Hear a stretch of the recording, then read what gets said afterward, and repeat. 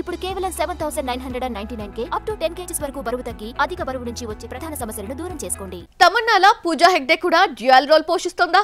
మరోసారి item girl గా మారబోతుందా? ఆ స్టార్ హీరోతో అగైన్ జోడీ కట్టబోతుందా? ఆ సినిమా కోసం అంత ఛార్జ్ చేస్తుందా? కోలీవుడ్ సర్కిల్స్ లో బుట్టబొమ్మ గురించి వినిపిస్తున్న నయా గాసిప్ ఏంటో ఓ లుక్ ఇద్దామా?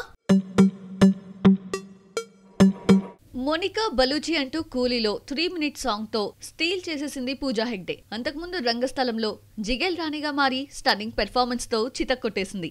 ఆ నెక్స్ట్ F3లో ఓ స్పెషల్ సాంగ్ లో చిందులేసింది. తమన్నా భాటియాలా ఒకవైపు హీరోయిన్ గా బిజీగా ఉంటూనే మరోవైపు ఐటమ్ సాంగ్స్ చేస్తూ డ్యూయల్ రోల్ పోషిస్తోంది. రెండు వైపులా సంపాదిస్తోంది బుట్టబొమ్మ. ఇదే బాగుందనుకుందో ఏమో, మరోసారి కూడా స్పెషల్ సాంగ్ లో నర్తించబోతుందట పూజ.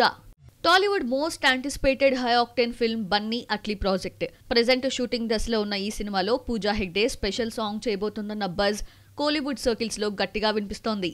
800 కోట్ల బడ్జెట్ తో తెరకెక్కుతున్న సైన్స్ ఫిక్షనల్ ఫిల్మ్ లో ఇప్పటికే దీపికా పదుకొనే కన్ఫర్మ్ కాగా మృణాల్ ఠాకూర్ మరో హీరోయిన్ అని వార్తలొస్తున్నాయి. వీరితో పాటు పలువురు ముద్దుగుమ్మల పేర్లు బయటకొచ్చాయి. కానీ ఎవరి పేరు రివీల్ చేయకుండా జాగ్రత్త పడుతోంది టీమ్. ఈ క్రమంలో బన్నీతో బుట్టబొమ్మ ఐటమ్ సాంగ్ చేయబోతోందన్న వార్తలు పుట్టుకొస్తున్నాయి. అల్లు అర్జున్ పూజా హెగ్డే కాంబోలో ఇప్పటి వరకు 2 ఫిల్మ్స్ వచ్చాయి. ఆ 2 బ్లాక్ బస్టర్ హిట్స్ అందుకున్నాయి. దువ్వాడ జగన్నాథం, అలా వైకుంఠపురంతో ఈ జోడీ హిట్ పేరుగా మారింది.